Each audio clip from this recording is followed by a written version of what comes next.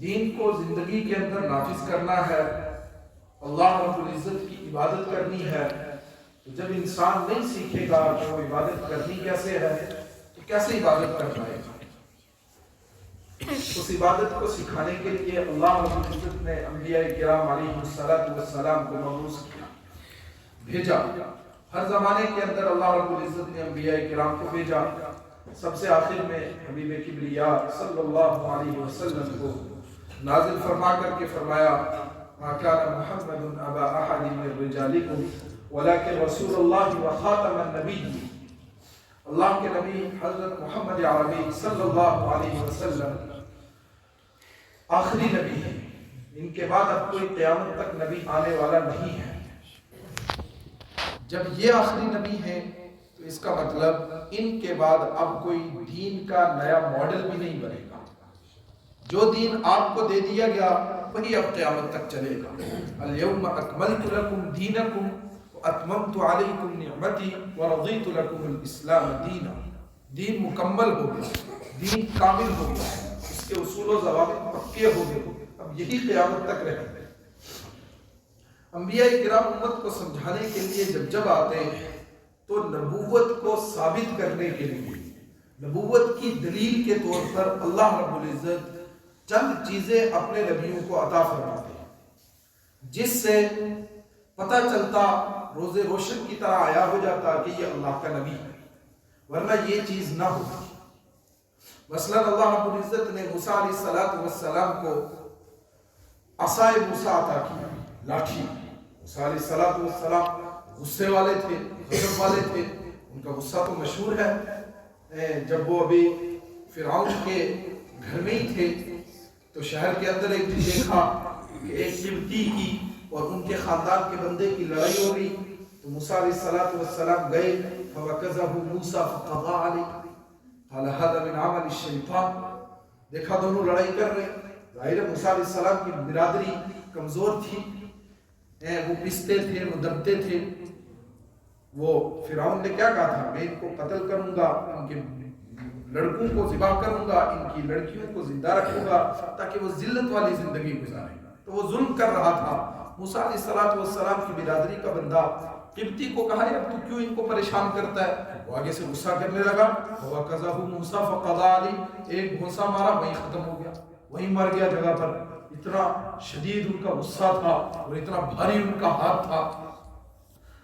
لیکن دوسرے دن دوبارہ دیکھا وہ بنی اسرائیلی کسی اور کے ساتھ دوبارہ الجھا ہوا ہے، تو موسیٰ علیہ السلام نے فرمایا پنگے تو ہی کرتا ہے سارے۔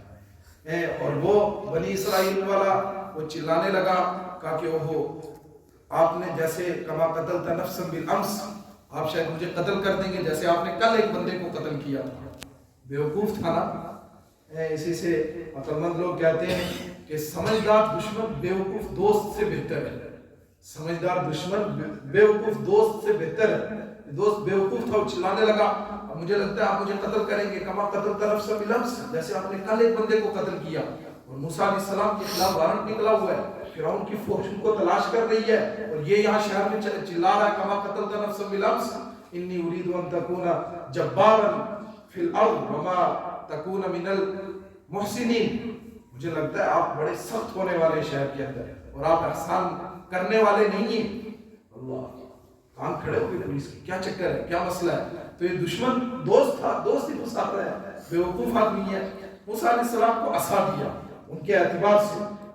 اللہ نے فرمایا وما تلک بیمینک یا موسیٰ، موسیٰ یہ آپ کے ہاتھ میں کیا ہے؟ جب وہ مدین سے واپس آئے اور راستے میں پوچھا کیا ہے یہ آپ کے ہاتھ میں؟ فرمایا یہ عصا ہے، یہ میری لاٹھی ہے، اور اتوکل علیہا واحش بہا علی غنمی ولی فیہا معارب اخری۔ ابھی ایک جگہ میں سنا کر کے آیا کہ موسیٰ علیہ السلام نے فرمایا یہ میری لاٹھی ہے، اور اللہ نے پوچھا تھا کیا ہے؟ یہ میری لاٹھی، بات ختم ہو گئی۔ لیکن موسیٰ علیہ السلام نے بات لمبی کی، اتوکل علیہا، اس پر میں ٹیک بھی لگاتا ہوں، احش بہا علی غنمی، بکریوں کے لیے پتے بھی جاڑتا ہوں، ولی فیہا معارب اخری، اس سے میں اور بھی بڑے فائدے لیتا ہوں، اور بھی بڑے میرے کام آ جاتی ہے۔ یہ ہمارے بزرگ فرما رہے تھے کہ یہ رومال جو ہے مولوی کی، یہ بھی بڑے کام آ جاتی ہے۔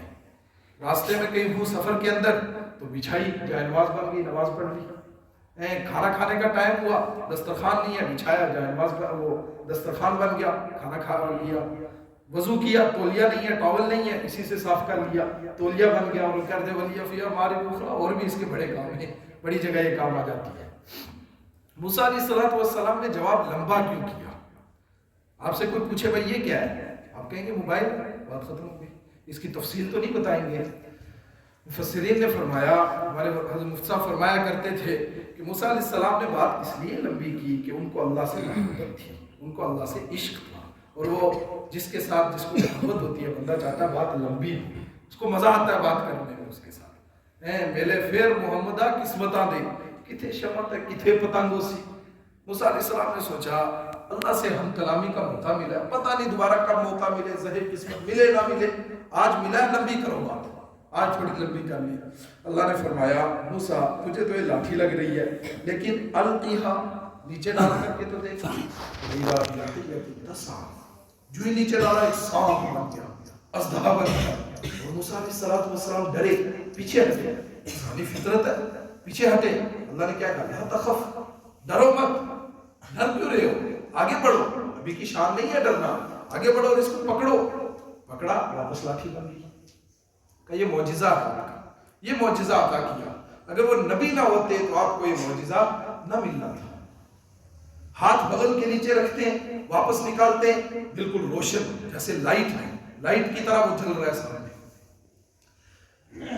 حضرت عیسیٰ علیہ السلام کو بھی اللہ نے معجزہ دیا نبوت کو ثابت کرنے کے لیے، کیا؟ قم بإذن اللہ کہتے ہیں، اڑدے کو غوطہ اٹھ جاتا ہے، وہ پرندے کے اندر پھونک مارتے ہیں مٹی کا پرندہ بنا کر کے، فیکون طیرا بإذن اللہ، وہ اڑنے لگ جاتا ہے۔ وأبرئ الأكمه والأبرص وأحيي الموتى بإذن اللہ، وہ جو کوڑ کا مریض ہے اس کو ہاتھ لگاتے ہیں، برس کا مریض ہے اللہ کے حکم سے ٹھیک ہو جاتا ہے، شفا ہو جاتی ہے، یہ ان کا معجزہ، اللہ نے یہ معجزہ عطا کیا۔ حبیب کبریا صلی اللہ علیہ وسلم کو اللہ رب العزت نے بہت معجزات عطا کیے، بہت سارے معجزات عطا کیے، ان میں سے آپ صلی اللہ علیہ وسلم کو ایک بڑا معجزہ دیا، وہ تھا شب معراج کا معجزہ۔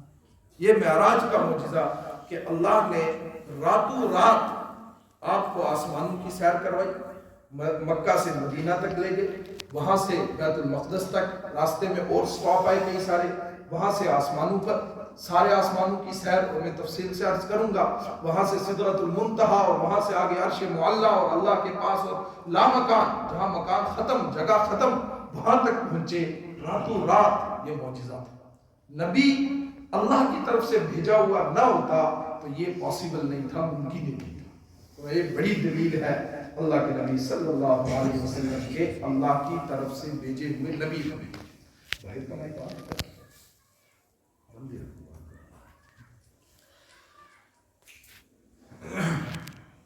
بھائی ظاہر کام ہے نا، فرض واجب تو ہے نہیں، ان کی بات سن رہے ہیں، اللہ نے توفیق دی، سن رہے ہیں، اللہ قبول کر لے، بیچارہ کوئی پریشان ہو یا خام خبر۔ جی تو معراج کا یہ واقعہ اللہ کے نبی صلی اللہ علیہ وسلم کو بڑا معجزہ ملا اللہ کی طرف سے۔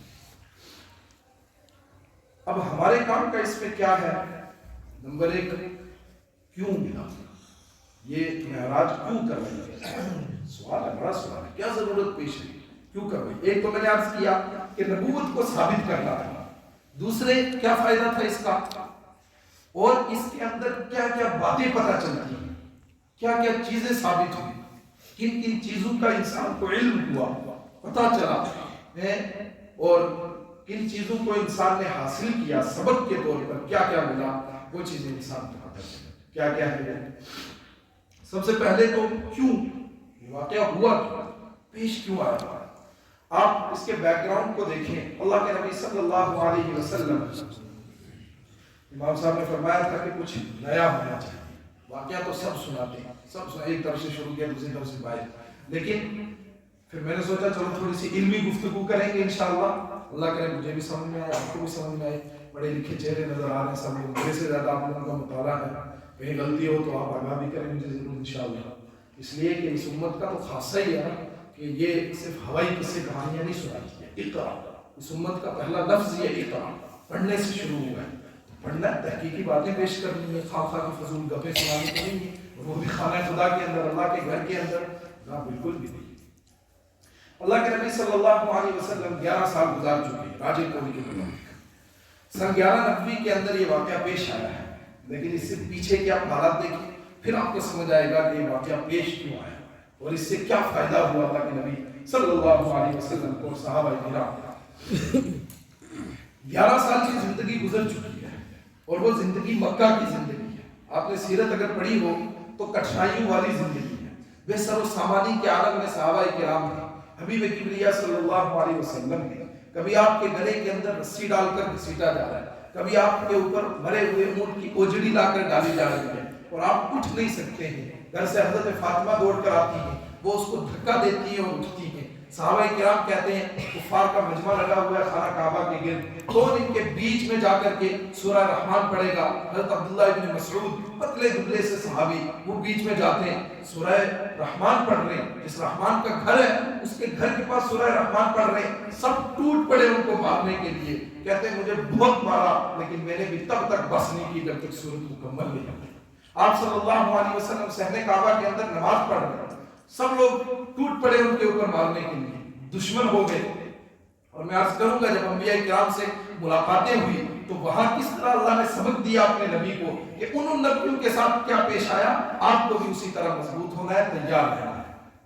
آپ صلی اللہ علیہ وسلم نماز پڑھ رہے ہیں، سب لوگ ان کے اوپر ٹوٹ پڑے۔ حضرت ابوبکر صدیق رضی اللہ تعالیٰ عنہ کو پتہ چلا، گھر سے تشریف لائے، دوڑے، بیچ میں گھسے، اتقتلون رجلا ان یقول ربی اللہ، ایک بندے کو تم اس لیے مار رہے ہو کہتا ہے میرا رب اللہ ہے؟ یہ کوئی جرم ہے، یہ کوئی ظلم ہے، یہ کوئی زیادتی کر رہا ہے؟ یہ کہہ رہا ہے اللہ میرا رب ہے، تم اس کو اس کی قتل کر رہے ہو، مار رہے ہو؟ وہ لوگ اللہ کے نبی کو چھوڑ کر حضرت ابوبکر صدیق رضی اللہ تعالیٰ عنہ پر ٹوٹ پڑے اور ان کو اتنا مارا وہ بے ہوش ہو گئے، ان کے بال ٹوٹ ٹوٹ کر کے گر رہے تھے۔ اٹھا کر گھر لے جایا گیا، گھر پہنچے، جب تھوڑا ہوش آیا اپنی والدہ سے پوچھا حبیب کبریا صلی اللہ علیہ وسلم کا کیا ہے؟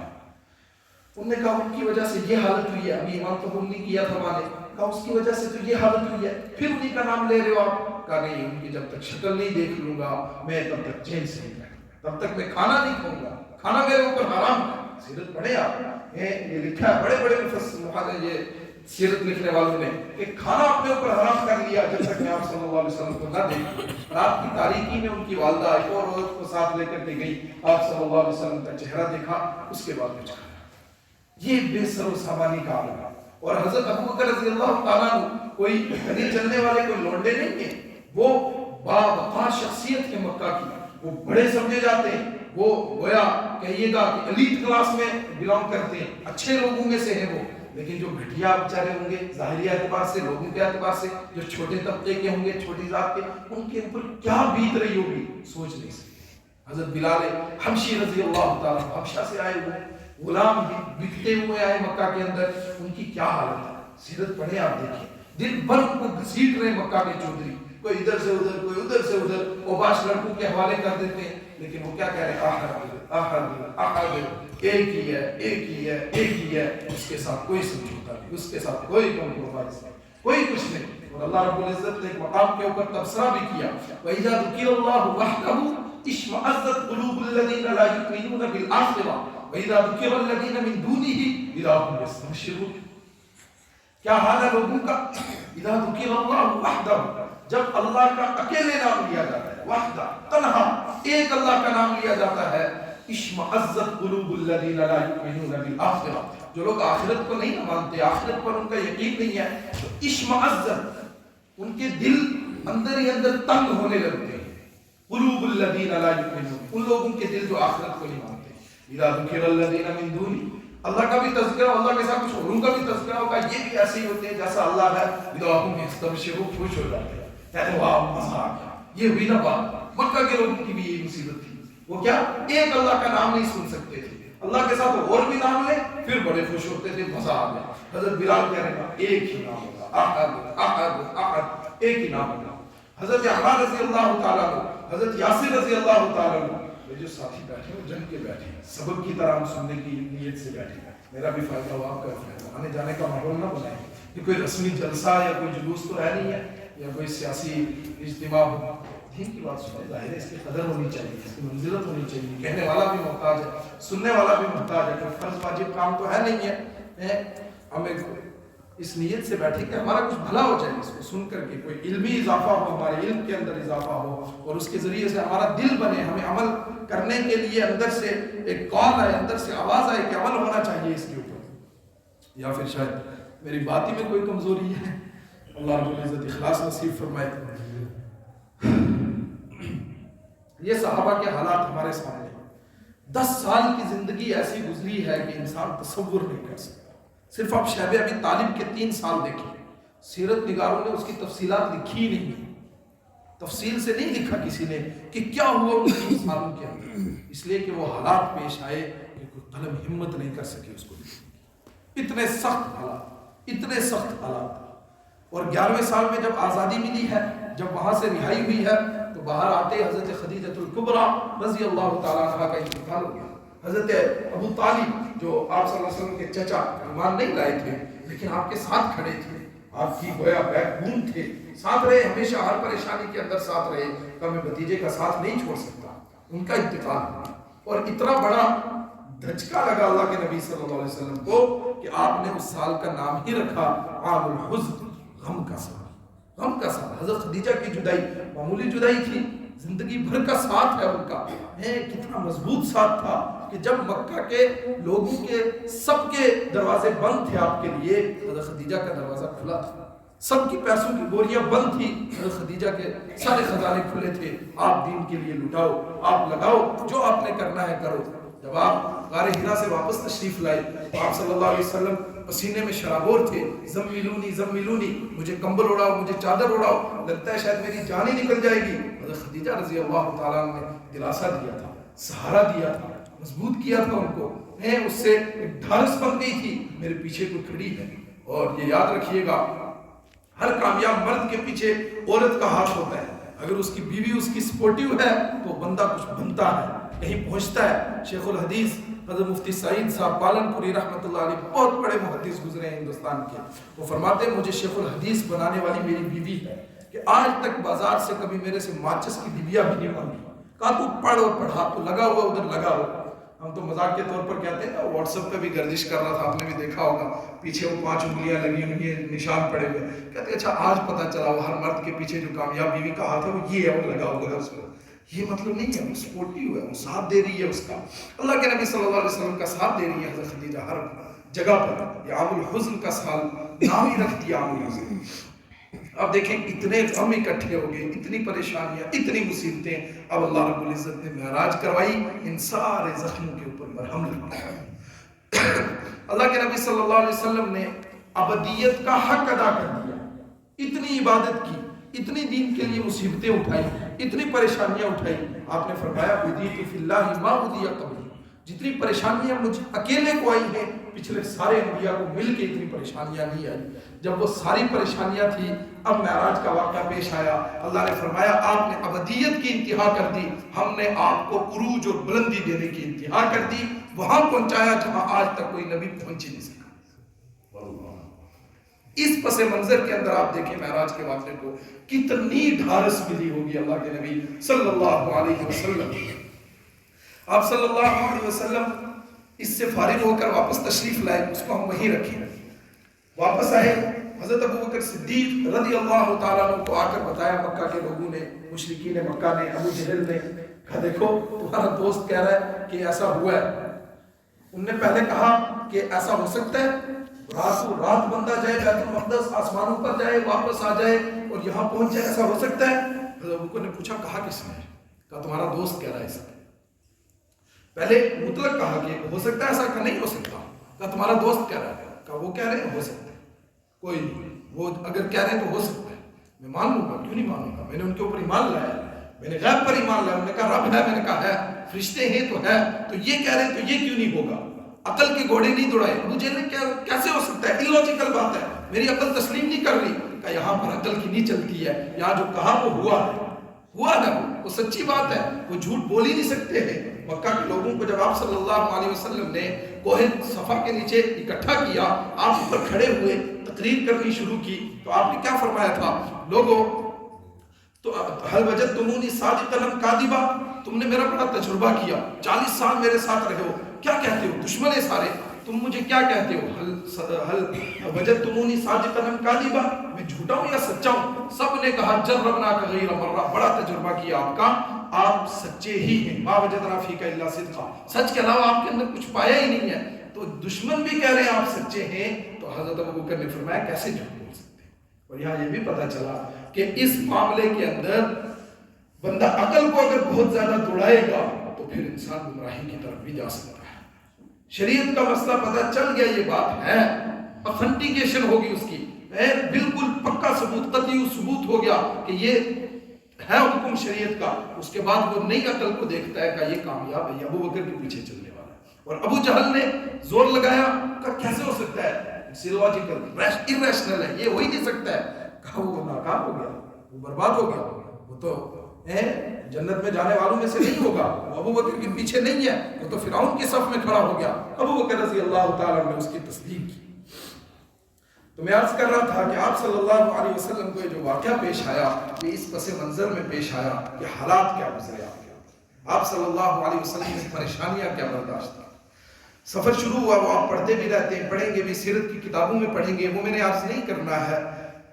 میں 2-4 باتیں اس میں سے عرض کرنا چاہتا ہوں، اللہ کرے مجھے بھی سمجھ میں آ جائیں، آپ کو بھی سمجھ میں آ جائیں۔ آپ صلی اللہ علیہ وسلم کا سفر شروع ہوا، آپ بیت المقدس پہنچے، تمام انبیاء کرام وہاں موجود ہیں، تمام انبیاء کرام وہاں موجود ہیں، انتظار میں ہیں۔ آپ صلی اللہ علیہ وسلم تشریف لائے، آپ نے ان کو 2 رکعت نماز پڑھائی، 2 رکعت نماز پڑھائی، اور اس سے پیچھے 4 مقامات پر رک کر کے 2 رکعت پڑھی ہے۔ پتہ چلا کہ سفر کے اندر جب بندہ ہو تو نماز مختصر پڑھتا ہے۔ آپ صلی اللہ علیہ وسلم نے مختصر نماز پڑھی اور وہاں پر بھی پہنچ کر کے 2 رکعت انبیاء کرام کو پڑھائی۔ نبی کس کو کہتے ہیں؟ نبی، کوئی پوچھے نبی کس کو کہتے ہیں تو اس کی بالکل جامع اور معنی تعریف، اس کی ڈیفینیشن کہ نبی اس ذات کو کہا جاتا ہے جس نے شب معراج کے اندر بیت المقدس میں حبیب کبریا صلی اللہ علیہ وسلم کے پیچھے 2 رکعت نماز پڑھی تھی، وہ نبی کہلاتا ہے۔ تو پھر آپ صلی اللہ علیہ وسلم نبی نہیں گویا، انہوں نے تو پیچھے نہیں پڑھی، وہ تو امام تھے، تو فرمایا وہ امامت کرانے والی ہستی خاتم الانبیاء، وہ نبیوں کی ختم کرنے والے ہیں، نبیوں کے سردار ہیں۔ جب ان کے پیچھے نماز پڑھنے والے وہ سارے نبی تھے تو آپ کے بعد آنے والا کوئی بھی ان کے پیچھے نماز پڑھنے والا نہیں تھا۔ اس لیے قیامت تک جو بھی کوئی کہے گا میں نبی، کوئی جھوٹا ہے، آنکھیں بند کر کے جھوٹا ہے، اس کے لیے کسی دلیل کی ضرورت نہیں ہے، عقیدے سے تعلق رکھتا ہے اس بات۔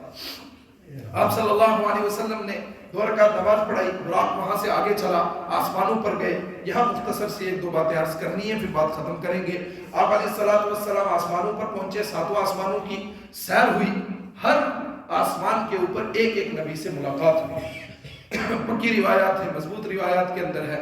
آپ صلی اللہ علیہ وسلم کی سب سے پہلے آسمان پر آدم علیہ السلام سے ملاقات ہوئی، اور آدم علیہ السلام ساری انسانیت کے ابا ہیں، ابو الانبیاء ہیں، ساری انسانیت کے باپ ہیں، تو ان کا حق تھا کہ سب سے پہلے انہی سے ملاقات کروائی جائے، ان سے ملاقات ہوئی۔ دوسرے آسمان کے اوپر حضرت عیسیٰ علیہ السلام سے ملاقات ہوئی، سب سے پہلے آدم، اور آپ صلی اللہ علیہ وسلم سے پہلے سب سے آخری عیسیٰ علیہ السلام، ان 2 کے بیچ میں سارے انبیاء کرام علیہ السلام۔ تیسرے آسمان پر یوسف علیہ السلام سے ملاقات ہوئی۔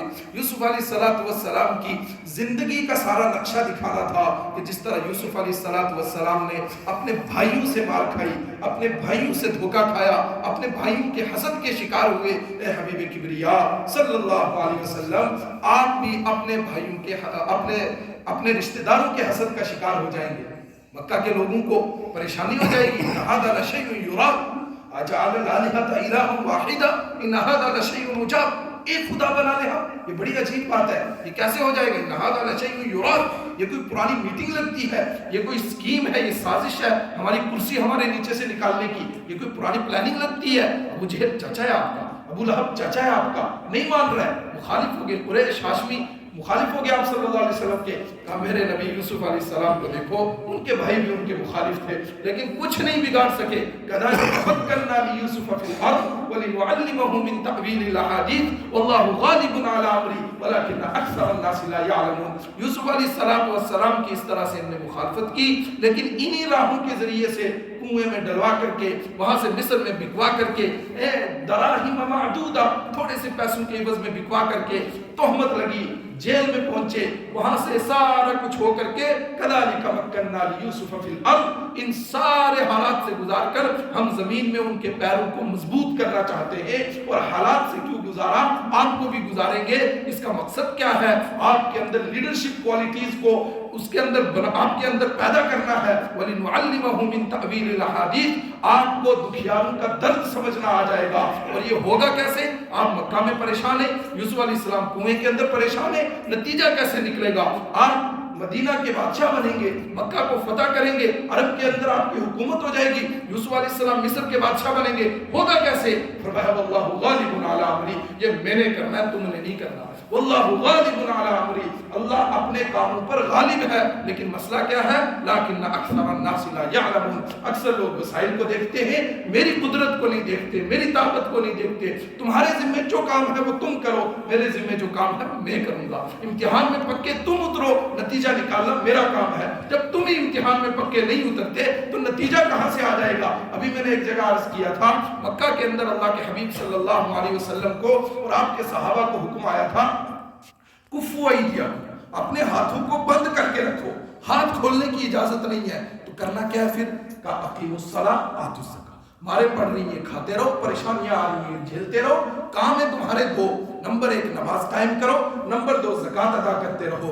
जब नमाज के ऊपर पूरी उम्मत आ जाएगी, जब ज़कात देने के लिए पूरी उम्मत तैयार हो जाएगी, तो फिर हालात तुम्हारे बदल जाएंगे। लेकिन ना नमाज के लिए तैयार, ना ज़कात देने के लिए तैयार, तो हालात कहां से बदलेंगे। का ये काम करो, नतीजा तुम्हारे हक में निकलेगा। वल्लाहु गालिबुन अला अमरिही, नतीजा निकालना मेरा काम है, तुम अपने काम नहीं करते हो, मेरे काम करने के लिए तुम निकल पड़ते हो। ये दुरुस्त रास्ता नहीं है, ये ठीक तरीका नहीं, ये ग्रेजुअली होता है, ये आहिस्ता आहिस्ता होता है। यूसुफ अलैहिस्सलाम की जिंदगी को देखो और उससे सबक हासिल करो।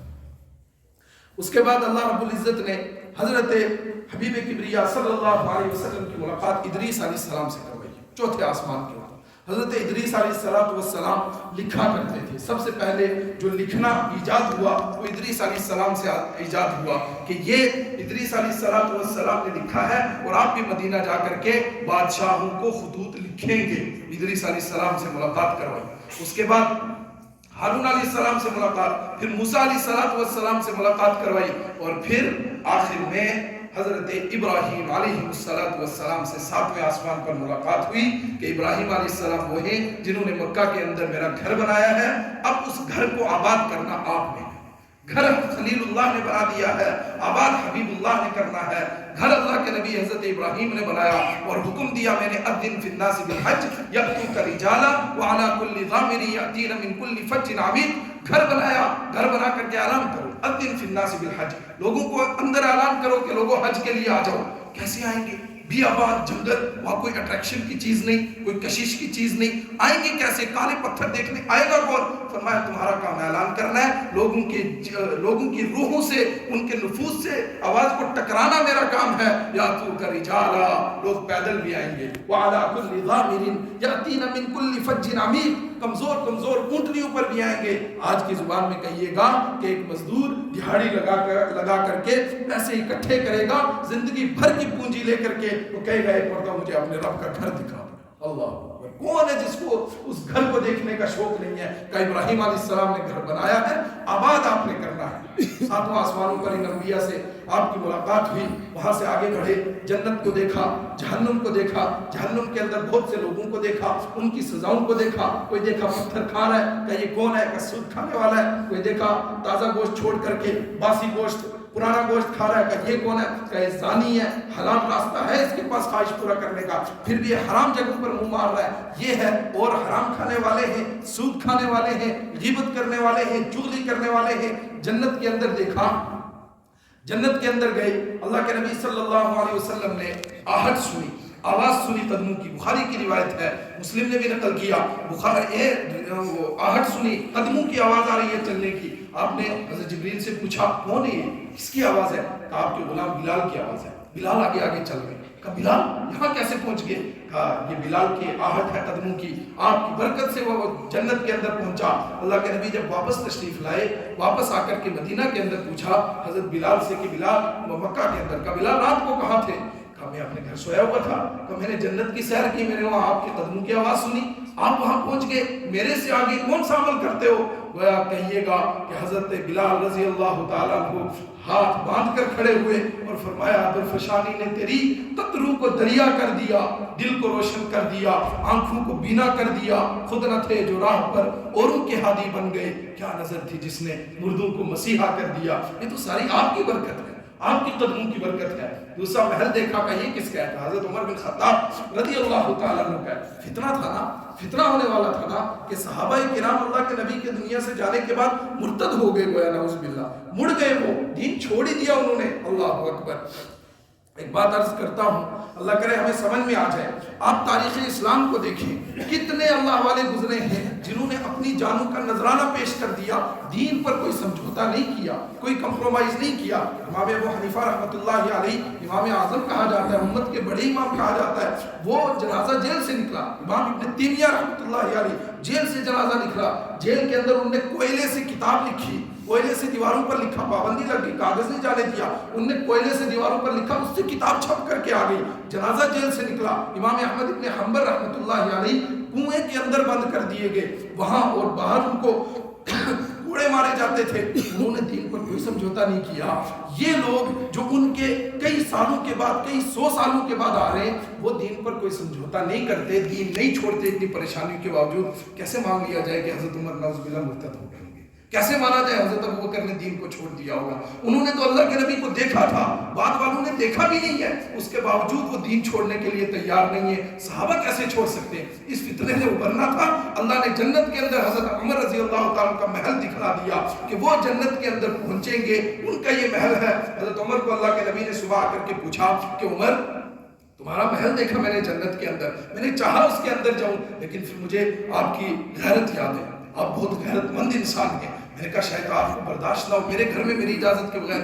حضرت عمر نے فرمایا آپ کی وجہ سے سب کچھ ملا، مجھے آپ پر کیسے غیرت آ سکتی ہے؟ مجھے تو اونٹ چرانے نہیں آتے تھے. میرے والد کہتے تھے کہ عمر آج اونٹ چرانے گیا، دیکھو پورے واپس لایا بھی ہے کہ نہیں. میں کیسے غیرت کر سکتا تھا آپ کے اوپر؟ میرا سب کچھ آپ کا ہے، آپ کے قدموں پر نثار ہے، وہ بھی آپ کا ہے. جنت کے اندر حضرت عمر کا محل دیکھا.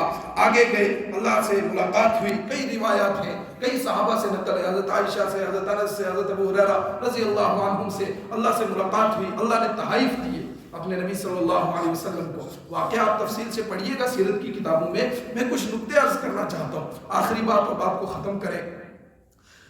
ہدیہ ملا، نماز کا ہدیہ. 5 نمازیں آخر میں رہ گئی، اور سورہ بقرہ کی آخری 2 آیتیں، اور ساتھ میں التحیات للہ، یہ سکھلایا اللہ نے. اللہ کے نبی صلی اللہ علیہ وسلم نے پڑھا التحیات للہ والصلوات والطیبات. اے اللہ التحیات للہ، اللہ کے لیے ساری زبانی عبادات، والصلوات ساری بدنی عبادات، والطیبات ساری مالی عبادات اللہ کے لیے. جب یہ ساری اللہ کے لیے ہیں تو اللہ نے بھی فرمایا السلام علیکہ ورحمۃ اللہ وبرکاتہ. آپ کی زبانی ساری عبادات میرے لیے السلام علیکہ، میں اپنی زبان سے میں اللہ خود آپ کے اوپر سلام بھیجتا ہوں. السلام علیکہ، آپ پر سلامتی ہو. والذی یصلی علیکم وملائکتہ، اللہ اپنے نبی پر سلام بھیجتا ہے اور اس کے فرشتے درود بھیجتے ہیں. کہا میں تمہیں سلام کرتا ہوں، تم نے اپنی زبان کی ساری عبادت میرے لیے کی، میں تمہارے اوپر سلام کر رہا ہوں. ورحمت اللہ، تم نے ساری بدنی عبادت میرے لیے کی، تمہارے بدن کے اوپر میں رحمت نازل کر رہا ہوں. وبرکاتہ، سارا مال میرے لیے لگایا، میں آپ کے مال کے اندر برکت ڈال رہا ہوں. اللہ اکبر. ایھا النبی، اے نبی کریم صلی اللہ علیہ وسلم. یہاں ضمن عرض کر دوں، اللہ کے نبی صلی اللہ علیہ وسلم پر درود بھیجنے کا حکم اللہ نے دیا. ان اللہ وملائکتہ یصلون علی النبی یا ایھا الذین آمنوا صلوا علیہ وسلموا تسلیما. اللهم صل علی سیدنا محمد النبی الامی وعلی آلہ وصحبہ وسلم تسلیما. آپ نے فرمایا جب میرا نام لیا جائے اور کوئی مجھ پر درود نہ بھیجے تو بہت بڑا کنجوس ہے، وہ بڑا بخیل ہے کہ میرا نام آئے اور مجھ پر درود نہ بھیجے. لیکن یہاں یہ بات سمجھنے کی ہے کہ درود کیسے بھیجنا ہے؟ جیسے اللہ کے نبی صلی اللہ علیہ وسلم نے سکھلایا اس وقت بھیجنا ہے جب اللہ کے نبی صلی اللہ علیہ وسلم نے سکھلایا۔ ایک ماسٹر صاحب تھے، صحیح حقیقی واقعہ، کوئی گھڑا ہوا نہیں ہے، وہ اسکول کے اندر تھے، باقی ان کے ساتھی اکٹھے ہو کر پرنسپل کے پاس گئے، وہ بھی مسلم تھے، یہ بھی مسلم، کہا جی یہ ہمارا ساتھی ہے، بڑا نیک ہے لیکن یہ درود نہیں پڑھتا ہے۔ جیسے آج بھی ہوا ہوتا ہے جی فلاں لوگ درود ہی نہیں پڑھتے، ان کو درود سے کیا لینا دینا، کہا یہ درود نہیں پڑھتا ہے۔ ان کو بلایا، بیچارے ماسٹر صاحب گئے پرنسپل صاحب کے پاس حاضر ہوئے، تو کہا جی یہ لوگ کہہ رہے ہیں آپ درود نہیں پڑھتے ہیں۔ کہا کیوں؟ اللہم صلی علی محمد، پڑھ دیا میں نے درود، یہ تو پڑھ دیا۔ کہا نہیں یہ پرنسپل صاحب یہ الصلاۃ والسلام علیک یا رسول اللہ نہیں پڑھتے ہیں۔ کہا میں پڑھتا ہوں، جب روزہ رسول پر جاتا ہوں میں پڑھتا ہوں الصلاۃ والسلام علیک یا رسول اللہ، اس لیے کہ حدیث کے اندر ہے کہ جب دور سے درود پڑھا جائے فرشتے اللہ کے نبی تک پہنچاتے ہیں صلی اللہ علیہ وسلم، اور جب وہاں پڑھا جائے آپ صلی اللہ علیہ وسلم خود سنتے ہیں۔ کہا میں پڑھتا ہوں وہاں جا کر۔ کہا نہیں یہ کھڑے ہو کر نہیں پڑھتے۔ کیا بات کر رہے ہو؟ جنازہ جب پڑھتا ہوں میں کھڑے ہو کر درود پڑھتا ہوں۔ کہا اصل میں مسئلہ وہ نہیں ہے، مسئلہ یہ ہے کہ یہ چاہتے ہیں میں ویسے پڑھوں جیسے یہ چاہتے ہیں، میں ویسے نہیں پڑھ سکتا، میں ویسے پڑھتا ہوں جیسے حبیب کبریا صلی اللہ علیہ وسلم نے بتلایا ہے۔ میرے ایمانی بھائیوں، یہ مختصر سا میں نے خاکہ آپ کے سامنے پیش کیا معراج کے واقعے کا۔ اللہ کرے مجھے بھی اللہ وہ معراج نصیب فرمائے جس کے بعد کوئی پستی ہے ہی نہیں ہے۔ اللہ جنت کا داخلہ نصیب فرمائے، آپ کو بھی نصیب فرمائے، لیکن اس میں جانے والے اعمال کی توفیق عطا فرمائے۔ اللہ مجھے اور آپ کو وہ عمل کرنے کی توفیق نصیب فرمائے کہ ہم حبیب کبریا کی صلی اللہ علیہ وسلم کی شفاعت کے مستحق ہو جائیں، ایسے اعمال سے بچائے کہ اس دن آپ صلی اللہ علیہ وسلم ہمیں دیکھیں اور کہیں سختن سختہ سائڈ ہو جاؤ، تم نے تو میرے بعد مندل لدی غیر آبادی دینی، میرے بعد دینی کو تم نے بدل کے رکھ دیا تھا، کچھ رسم و رواجوں کا نام تم نے دین رکھ لیا تھا۔ یہ کون سا دین تھا؟ وہ تو یہودی اور عیسائی کافی تھے دین کو کاٹنے اور چھانٹنے کے لیے اور کمی اور زیادتی کرنے کے لیے۔ تم نے تو ادخلوا فی السلم کافہ، تمہیں تو کہا تھا پورے کے پورے دین کے اندر داخل ہو جاؤ۔ تم نے نہ نبی کی جیسی شکلیں بنائی، نہ نبی کی جیسی سیرت اپنائی، نہ ان کے جیسی شادی اپنائی، نہ گھر کا رہن نہ باہر کا رہن، تمہیں نہ لباس ان کے جیسا، کچھ بھی نصیب نہیں ہوا، تو تم کس منہ سے آج آئے ہو میرے پاس شفاعت لینے کے لیے؟ کس منہ سے آئے ہو حوض کوثر پر جام کوثر لینے کے لیے؟ اللہ رب العزت اس دن کی رسوائی سے ہماری حفاظت فرمائے، اس دن کی سرخروئی نصیب فرمائے، اور اگر اس دن کامیاب ہوئے فقد فاز فوزا عظیما، وہ بڑی کامیابی ہے جس کے بعد کوئی ناکامی نہیں۔ اللہ رب العزت کہنے سے زیادہ سننے سے زیادہ عمل کی توفیق نصیب فرمائے۔ مختصر سے دعا کر لیں۔